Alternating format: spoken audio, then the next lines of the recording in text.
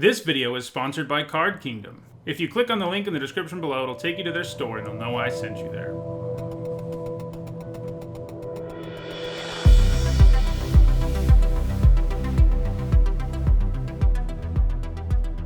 Hello everyone, I'm Hone, and today I'm continuing with my Zendikar Rising Limited review. Right now, I'm in the midst of giving my thoughts on every card in the set, color by color, and today I'm looking at red. Later in the week, I'm also going to look at the top 10 bombs and put together an archetype guide. A few caveats before we get started here. This review was only for the limited format. That means draft and sealed. I'm not commenting at all on other formats. Also, this review is based on my initial impressions of the cards, which means it's impossible for me to get everything right.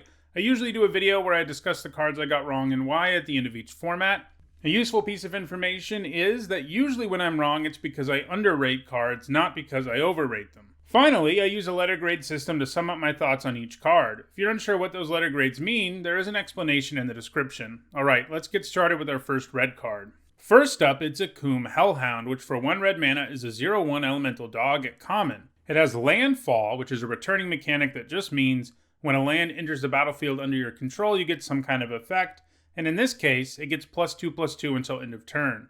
This is a card that people will inherently overrate because cards like this are good in constructed, but they're not that great in limited. This is a red Step Links, and it's going to be decent in really aggressive decks in this format since it will usually attack on turn 2 as a 2/3 with no problem, but it isn't going to be easy to trigger landfall multiple times a turn in this format, and that means that the Hellhound is going to become irrelevant somewhere around turn 3 in most cases.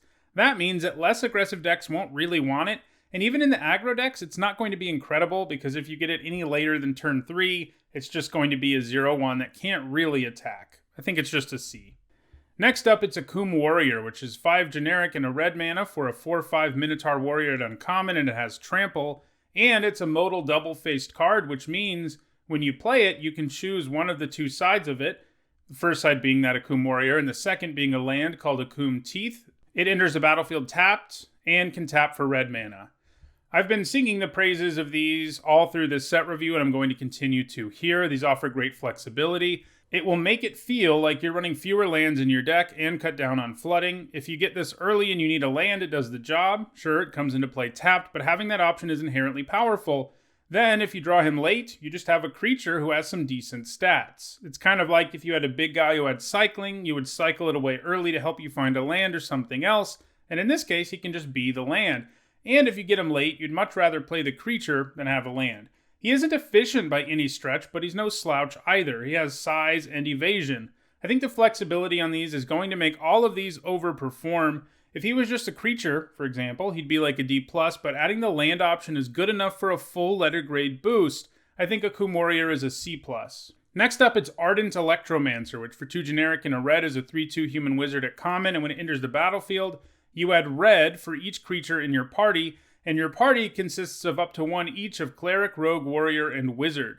On its own, this is a 3 mana 3/2 that gives you 1 red mana back, which is kind of okay. It kind of means it's a 2 mana 3/2, provided you can use that mana. Still, this giving you 2 red mana is not far-fetched, and obviously if you have a full party, you actually get back more than you paid for it. And while that ideal situation does sound sweet, you should probably count on this giving you an average of like 1.5 mana when you play it, but that's alright. It also is a wizard, which the red-blue deck cares about as well.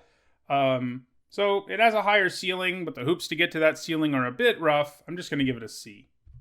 Next up, it's Cinderclasm, which for 1 generic and a red is an uncommon instant with Kicker. Kicker costs a returning mechanic. You can pay an additional amount of mana for an additional effect. In this case, you can pay 1 red mana. And it says Cinderclasm deals 1 damage to each creature. If it was kicked, it deals 2 damage to each creature instead. This is a fun new take on Pyroclasm, and it's definitely going to have an impact on Constructed. Being able to do 1 to everything at instant speed for 1 mana, or 2 to everything for 3 is an okay deal in Limited too. Obviously, if your deck is loaded up with little guys, you're not going to want to play it, but if you're in a grindier red deck, this will feel pretty good. Just killing 1 thing with it is kind of okay, and doing more than that will feel incredible. I do think there will just be decks that don't want something like this, but I think I can see mid-rangey decks interested in the first copy. I'm giving it a C. Next up, it's Cleansing Wildfire, which for 1 generic and a red is a common sorcery. It says destroy target land. Its controller may search their library for a basic land card, put it onto the battlefield tapped, then shuffle their library. draw a card.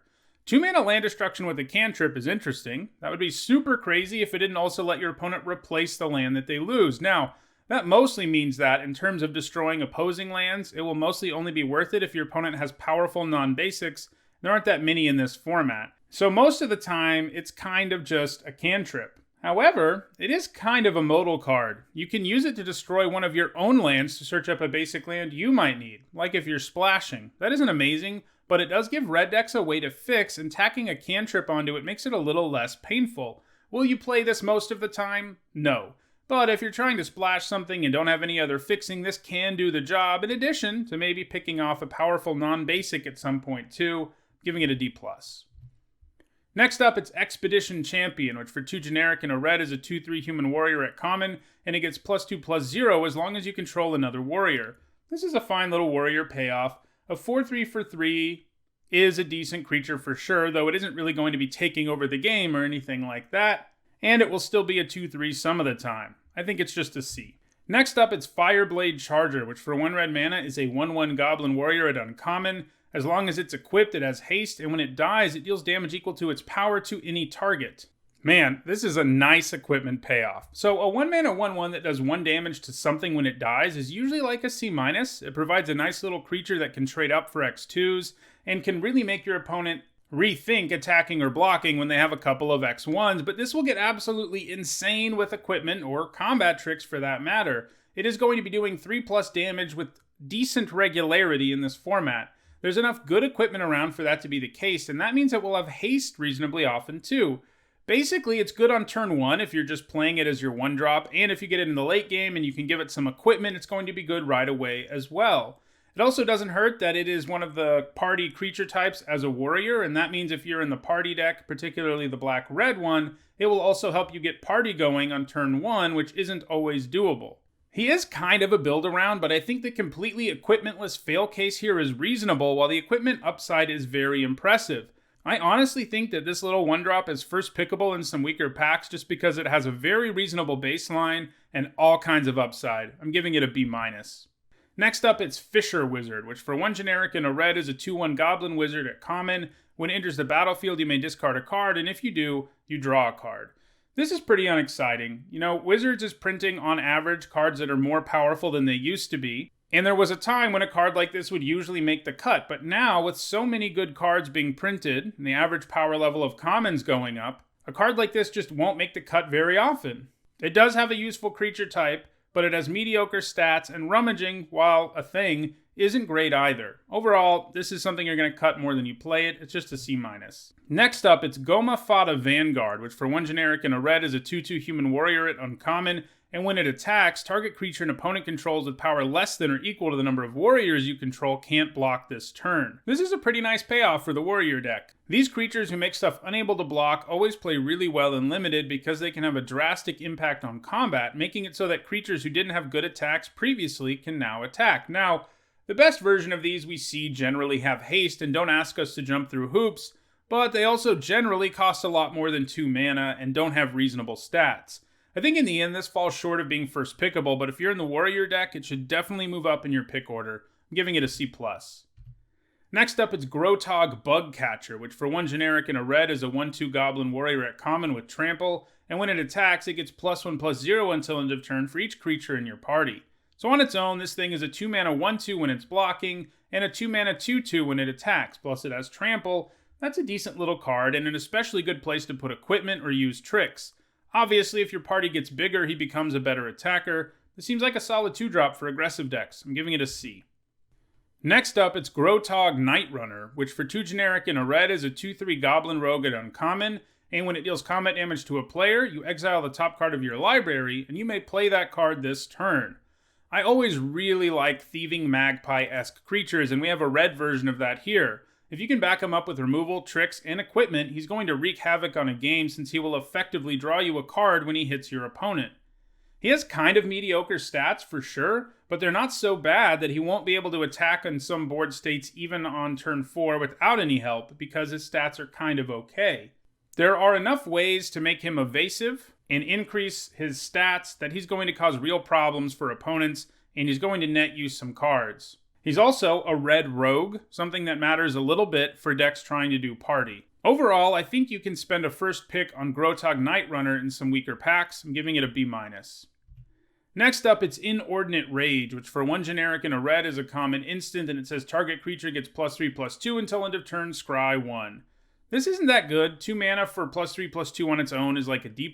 It just isn't the most efficient boost for the cost, and sure, it will help your creature win combat a lot, and we've seen creatures that would really like to have this trick used on them.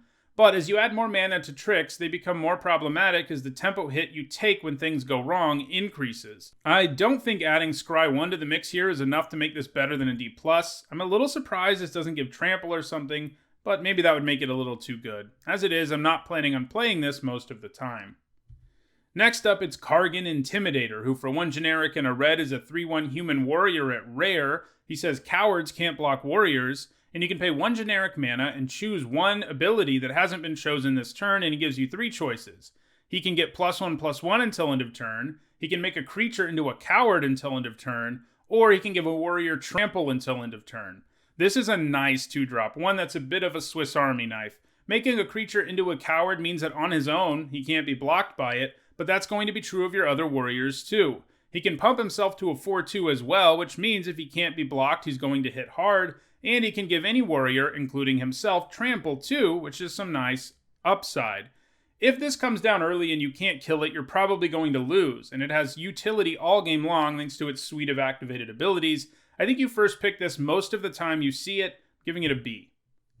Next up, it's Kazul's Fury, which for 2 generic and a red is an uncommon instant, and it says as an additional cost to cast this spell, sacrifice a creature, and Kazul's Fury deals damage equal to the sacrificed creature's power to any target. It's one of these modal double-face cards, though, and its other side, Kazul's Cliffs, is a land that enters the battlefield tapped and can tap for red mana. So the spell side of this is an overcosted Fling. Fling usually costs 2 mana, and it's usually like a C or a C-. It's highly situational, but it can feel especially nice to sacrifice something your opponent is trying to kill, and it feels even nicer when it just happens to give you the lethal damage you need. But you just don't always have something relevant to sacrifice. But the fact that this can be a land or a removal spell is pretty attractive to me, even if it is situational. I do think it falls a little bit short of being first pickable, but it seems pretty good. I'm going to give it a C+. Next up, it's Leyline Tyrants, which for 2 generic and 2 red mana is a 4/4 dragon at Mythic Rare. It's got flying. It says you don't lose unspent red mana as steps and phases in, and when it dies, you may pay any amount of red mana. When you do, it deals that much damage to any target. Obviously, this is a very strong card. 4 mana 4/4 flyer is like a B anyway. Those type of evasive stats just don't show up that often. Then you add the rest of the card to the mix, and you certainly have a bomb. It helps you ramp, and it has a very powerful death trigger. Now, sometimes you'll play it and it will die and it won't feel so good, but I think you will at least have a couple of mana lying around a decent chunk of the time so that you can take advantage of that trigger. And obviously, sometimes you'll have a boatload of mana and your opponent is going to be in a horrible place. I think it does enough to get a solid A, even if it is a bomb that, if it's killed immediately, probably won't give you any value. I think the upside of, you just getting to untap with this in play is enough that it overcomes that downside. Next up, it's Magmatic Channeler, which for 1 generic and a red is a 1/3 human wizard at rare, and it says as long as there are 4 or more instant and or sorcery cards in your graveyard, Magmatic Channeler gets +3/+1, and you can tap it and discard a card to exile the top 2 cards of your library and choose one of them. You may play that card this turn. This is an interesting new take on rummaging. Generally, one discards a card and draws a card, but in this case you only get to exile the card until the end of your turn, but you are exiling 2 of them, giving you some very powerful card selection. The effect here is free and on a creature that only costs 2 mana, so even though it's kind of worse than rummaging, you can start doing this very early in the game, and that will drastically improve your card quality. Obviously, it also eventually gets bigger too, becoming a 4/4, and that's some pretty serious business, especially if you find a way to get that 4th instant into your graveyard at instant speed, which won't be hard because it is an instant, and the Channeler's ability helps you get there too. I think the whole package here amounts to a card that's an easy first pick. I'm giving it a B. Next up, it's Molten Blast, which for 2 generic and a red is a common instant, and it says choose one. Molten Blast deals 2 damage to target creature or planeswalker, or destroy target artifact. This one was my preview card, and it's a solid playable. 3 mana to do 2 damage at instant speed is not so good. I mean, it is removal, but it's not efficient. You'll basically always be trading down with it, but the modality here really matters. This set has enough good artifacts, not like a million of them, but enough that this will be blowing up artifacts on occasion too, and being able to have that in your main deck is real upside. This is a solid C. Next up, it's Morog, Fury of Akum, which for 4 generic and 2 red is a 6/6 Minotaur Warrior, legendary at Mythic Rare. Each creature you control gets +1/+0 for each time it has attacked this turn, and it has a landfall ability, and in this case, if it's your main phase, you get an additional combat phase after this phase. At the beginning of that combat, untap all creatures you control. So, if you take landfall out of the picture, this is a 6 mana 6/6 that gives +1/+0 to all of your attacking creatures. That's probably about a B. That's a big boy for limited, and making your attacks better is nice. It also means he does something right away, changing the board. Then you mix in the landfall and you have something that is a little bit silly because it lets you attack more than once a turn, and doing that more than once a game isn't super far-fetched. Well, maybe it is, but only because your opponent will frequently die from you attacking twice the first time. But obviously, the creatures get +2/+0 on that second swing. Keep in mind as well that Morog doesn't have to be attacking for the extra combat phase, so if you happen to play this and a land the turn he comes down, he will have an additional immediate impact on the board. In addition to the stats boost, you'll get that extra combat phase right away. I think he does enough to get into the lower range of being a bomb. I'm giving him an A-. Next up, it's Nahiri's Lithoforming, which for X mana and 2 red is a rare sorcery, and it says sacrifice X lands. For each land sacrificed this way, draw a card. You may play X additional lands this turn. Lands you control enter the battlefield tapped this turn. So this is a cool way to give red a you may play extra lands effect. That said, I have a hard time imagining this working out super well in limited. I don't like the idea of paying 5 mana to sacrifice 3 lands and draw 3 cards. And sure, you get to be able to play any more lands you draw, but that's not that exciting. It's kind of a more difficult to use Tormenting Voice type effect where you sort of are just spinning your wheels. And in this case, you actually end up netting fewer cards because you're also casting the spell itself. Now, the upside here, and the reason it's in the set, is because it can let you trigger landfall a bunch of times in a turn, and that sounds pretty cool. And that does save it from just being a straight up F, but you have to end up in the right situation with the right number of lands to sacrifice and the right amount of mana and the right landfall payoffs in play for it to work. And I have a hard time imagining this being more than a D, which probably means I'll lose to it when my opponent gets like 8 landfall triggers in a turn. But still, I don't think you should be playing this most of the time, even in a landfall situation. Next up, it's Pyroclastic Hellion, which for 4 generic and a red is a 4/5 Hellion at common, and when it enters the battlefield, you may return a land you control to its owner's hand. When you do, it deals 2 damage to each opponent. This seems solid enough. Returning a land is a may clause here, so you only need to do it when you really want those 2 damage, or if returning a land otherwise benefits you. And it can benefit you if you want to trigger landfall again, or return one of the modal double-face card lands to your hand, so you can use it as a spell. I think this is a C. Next up, it's Relic Robber, which for 2 generic and a red is a 2/2 Goblin Rogue at rare. It's got haste, and when it deals combat damage to a player, that player creates a 0/1 colorless Goblin Construct Artifact creature token with this creature can't block, and at the beginning of your upkeep, this creature deals 1 damage to you. This is a fun design. A 3 mana 2/2 with haste is generally like a D, but the rest of the text box here is really fun. Giving your opponent a useless token that damages them every turn seems pretty sweet, and in the early game, it will often have no problem making that happen.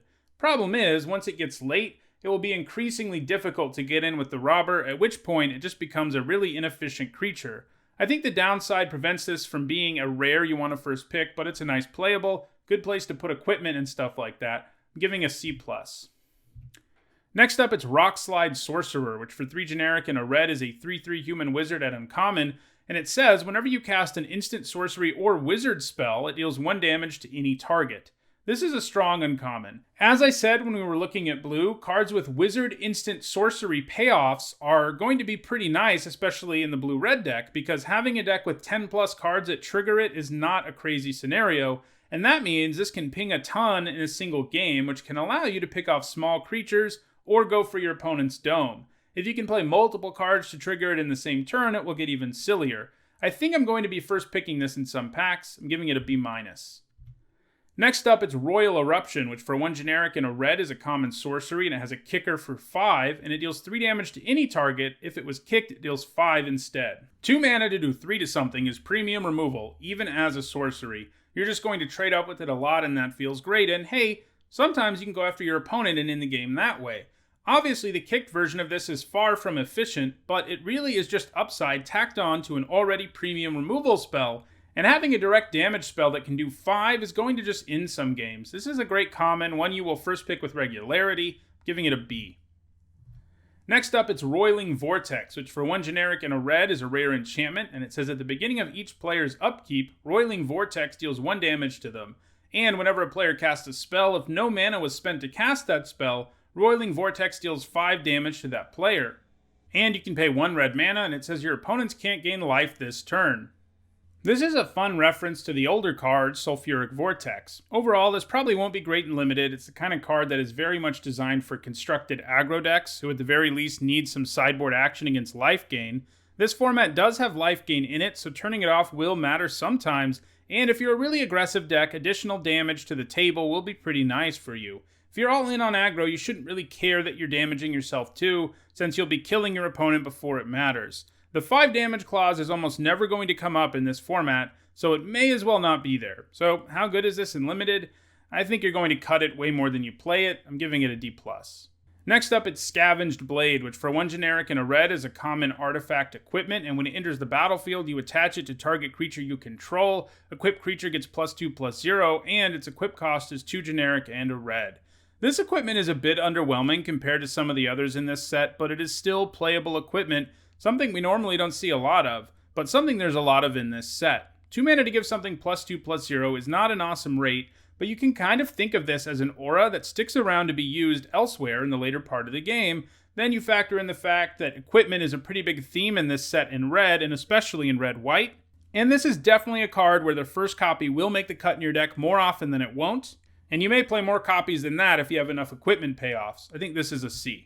Next up, it's Scorch Rider, which for 3 generic and a red is a 4/3 human warrior at common. It has kicker for 1 generic and a red, and if it was kicked, it has haste. So a 4 mana 4/3 is generally a C- these days. It is reasonable stats to be sure, and this is also a warrior, so that matters. The kicker here isn't super exciting either, as a 6 mana 4/3 with haste would not be very good, but again, that's not really the way to look at cards with kicker. It has a reasonable baseline, as this does, and the fact that it can have haste later in the game is just upside. You don't have to cast it that way. If you did, it would be bad, but as is, it's a solid card for most red decks. I'm giving it a C. Next up, it's Shatterskull Charger, which for 1 generic and 2 red is a 4/3 giant warrior at rare. It's got kicker for 2 generic mana. It has trample and haste, and if it was kicked, it enters the battlefield with a +1/+1 counter on it. And at the beginning of your end step, if it doesn't have a +1/+1 counter on it, you return it to your hand. This reminds me of some old Viashino cards or cards with dash. A 3 mana 4/3 with haste and trample that has to return to your hand every turn. It's probably like a C, maybe a C+. While returning to your hand is part downside, your opponent also usually has to alter their plan just because of the threat of it coming down.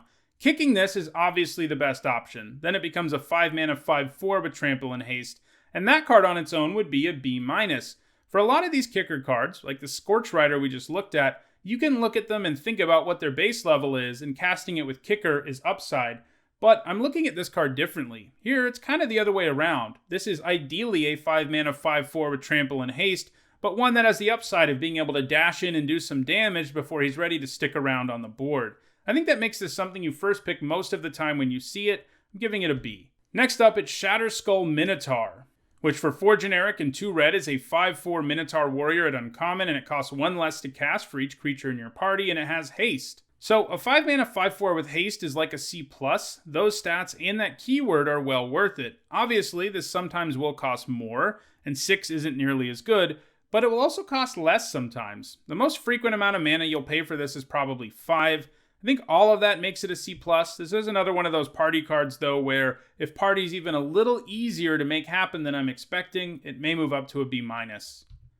Next up, we have Shatterskull Smashing, which for X generic and 2 red is a mythic rare sorcery. It deals X damage divided as you choose among up to 2 target creatures and or planeswalkers.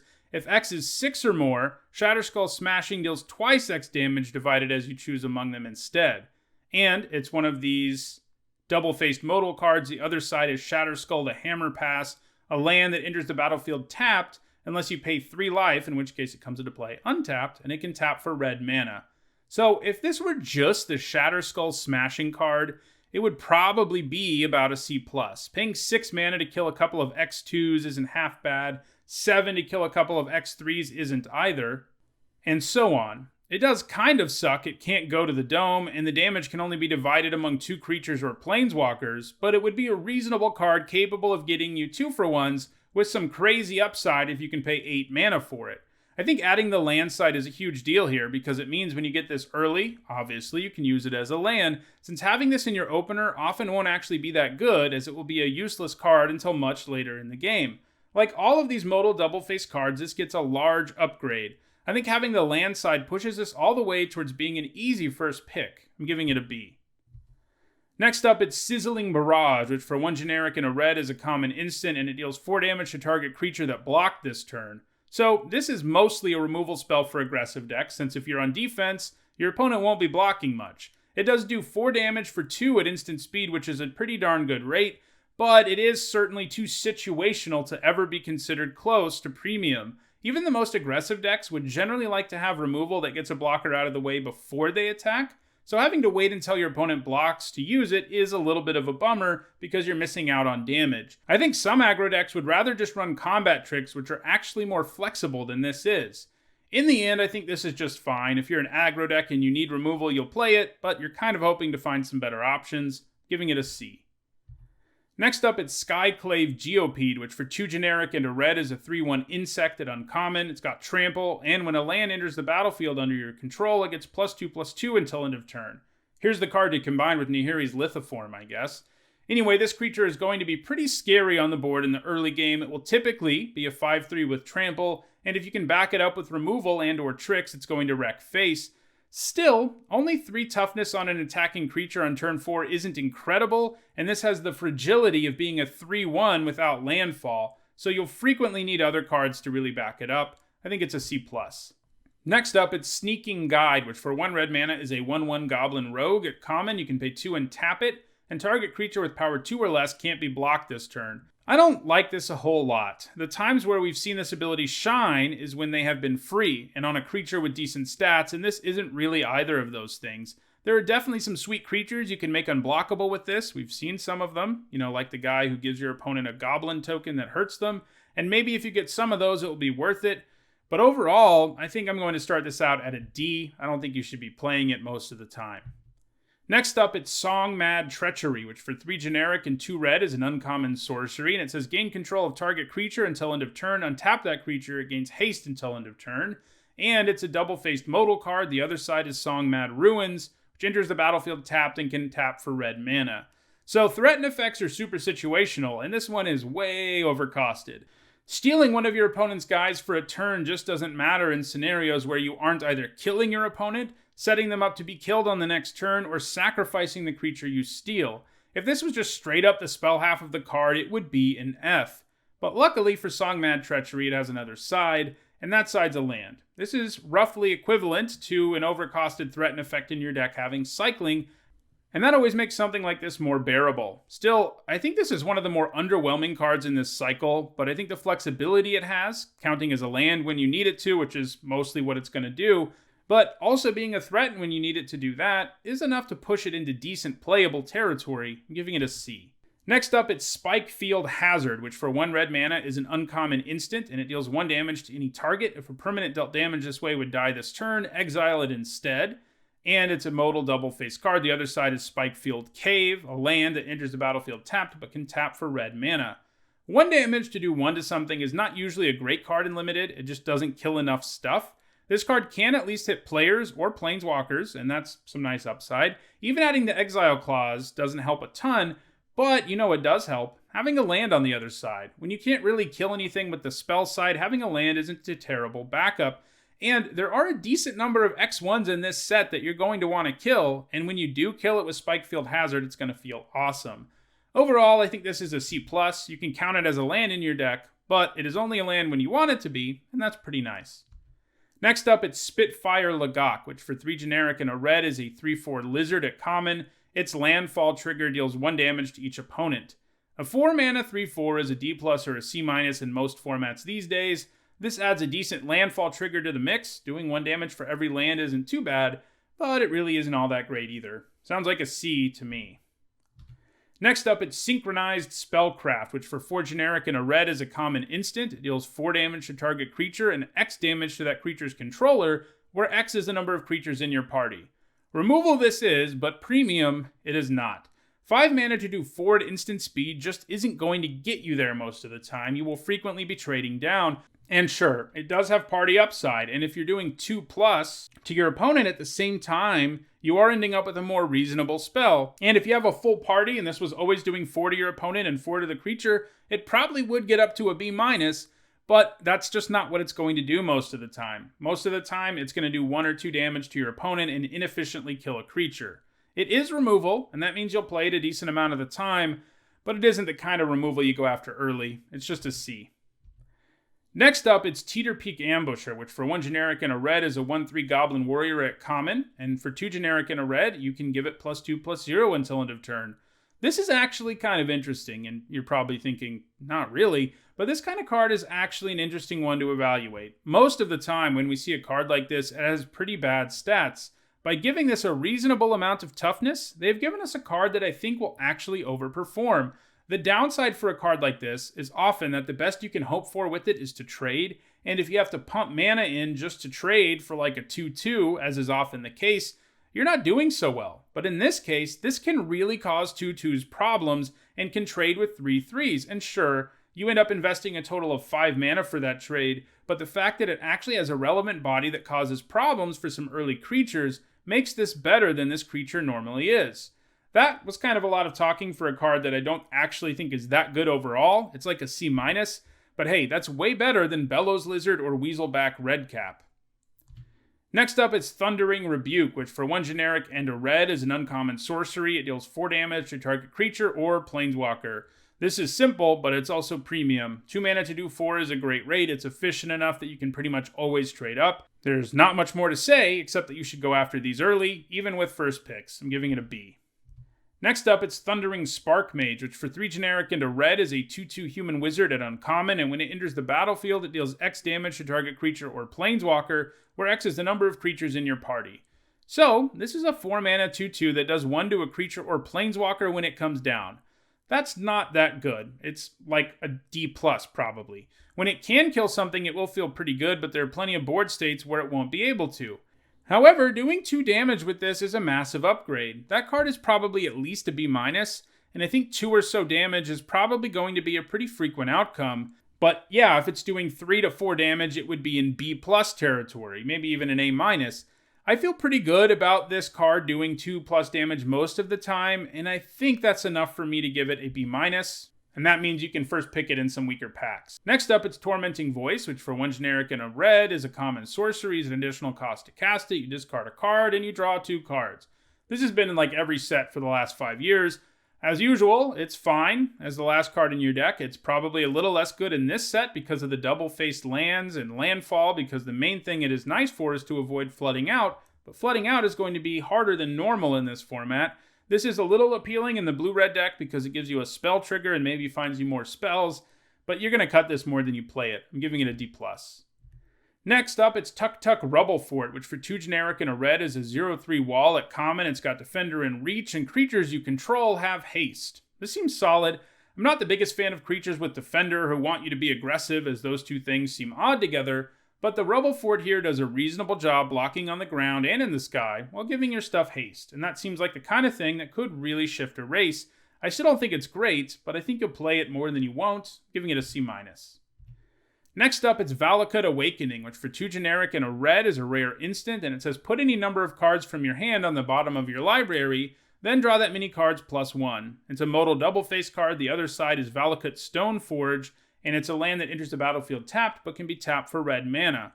So if you get this early and you need a land, it does the job. Sure, it comes into play tapped, but having that option is good. The other side here, at worst, is 3 mana to draw 1 card, and sometimes you'll get to pitch 2 lands with it and draw 3 at instant speed, which isn't too shabby. And obviously, sometimes it'll do more than that. Overall, I think the flexibility of this card makes it very strong. A land when you need it to be, a draw spell when you don't need a land. Sign me up. I think this is first pickable. I'm giving it a B.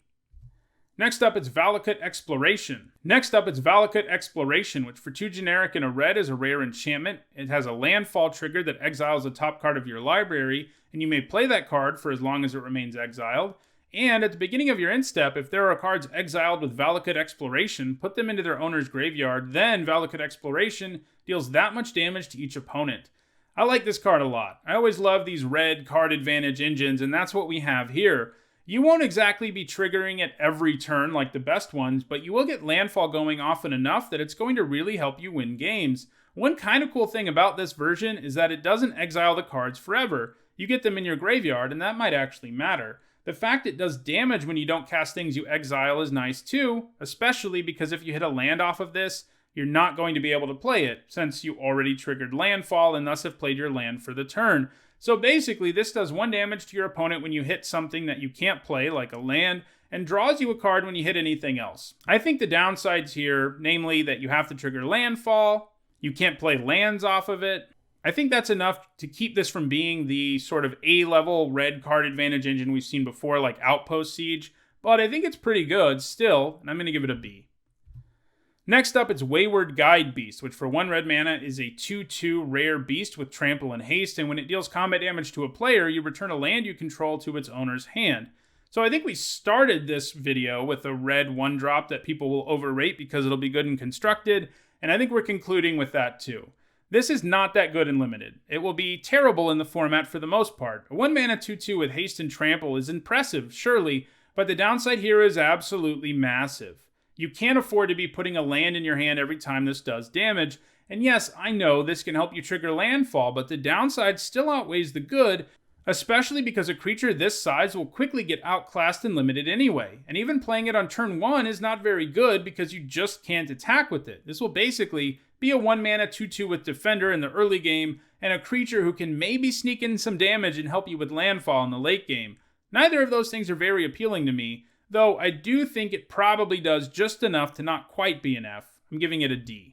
Well, those are all the red cards in Zendikar Rising. I'll be back tomorrow to talk about all the green ones. If you enjoyed this video, don't forget to like it and share it so that others can enjoy it too. If you want to make sure you catch the rest of this set review, don't forget to subscribe and turn on notifications. If you want to see the other set review videos that are already available, you should see the playlist on your screen shortly. Thanks for watching.